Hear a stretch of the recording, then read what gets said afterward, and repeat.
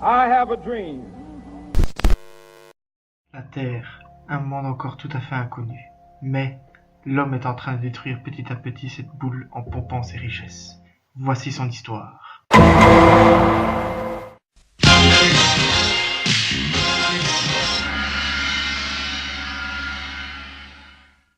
Le réchauffement climatique a une cause principale qui est la pollution de la Terre. Mais il y a également d'autres facteurs qui rentrent en jeu. Primero, tu as tout ce qui est industrie, usines, etc. qui polluent bien trop. Je prends comme exemple la Chine, qui est première pour ce qui est du gaz à effet de serre et qui est un pays en pleine croissance. Bien évidemment, l'État s'en bat littéralement les de l'environnement et préfère miser sur le développement. La Chine prend la plupart de son énergie de ses centrales à charbon et qui est une des alternatives les plus polluantes pour produire de l'électricité. Les nations plus développées comme l'Europe ou les États-Unis sont en pleine reformation pour réduire leur pollution. Et certains pays européens ont déjà introduit des interdictions de rouler en voiture diesel dans les centres-villes. Non, c'est vrai!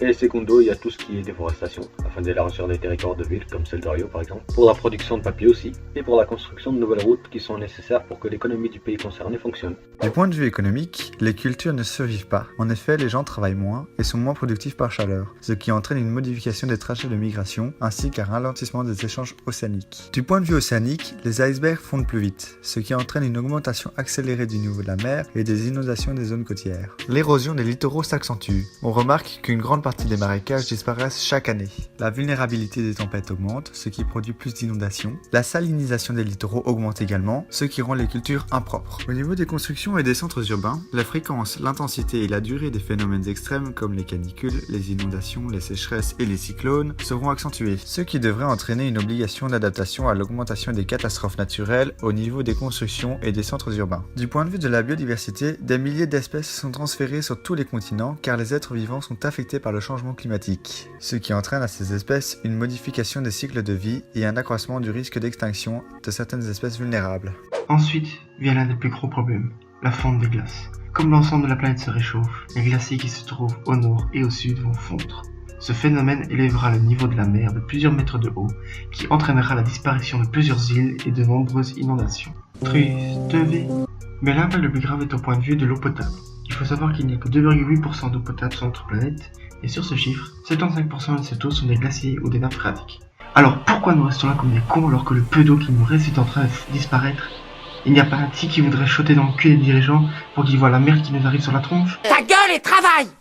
Je m'emporte. Passons aux animaux. En effet, il faut savoir que si nos glaciers disparaissent, de nombreuses espèces animales suivront également comme l'ours polaire. Alors, nous devons réagir au plus vite pour trouver une solution face à ce problème et ainsi éviter des guerres entre nos pays. Du point de vue économique, il y a eu un accord qui a été créé en décembre 2015 à Paris. On le nomme l'Accord de Paris. C'est l'Organisation des Nations Unies qui a proposé cet accord, qui a pour but que tous les pays y participent. C'est un plan d'action prévoyant de maintenir le réchauffement de la planète en dessous de 2 degrés Celsius. Cet accord avait en 2016 146 pays qui y participent et une somme de 20,2 milliards d'euros. Maintenant, en attendant que les grandes sommes se rassemblent, nous les petits citoyens, on peut aider à diminuer notre émission de CO2. Vous êtes sérieux ou quoi? Voici une petite liste de tâches à faire tout au long de notre vie. D'abord, on peut prendre des transports en commun et éviter ainsi notre petite voiture qui pollue. Après, on peut aussi réduire la consommation d'énergie et utiliser des énergies renouvelables. Ensuite, nous pouvons aussi acheter des produits locaux et de saison, car il y a déjà beaucoup de pollution dans les airs pour les transports d'humains. On peut aussi réduire notre consommation d'eau. Et pour finir, une tâche qui est indispensable dans notre quotidien est de trier nos déchets. Ces petites actions aideront à diminuer notre émission de CO2. Pensez-y, car le changement climatique s'est produit à cause du comportement humain. Donc il est naturel que ça soit aux êtres humains de résoudre ce problème. Il se peut qu'il ne soit pas trop tard si nous prenons des mesures décisives dès aujourd'hui.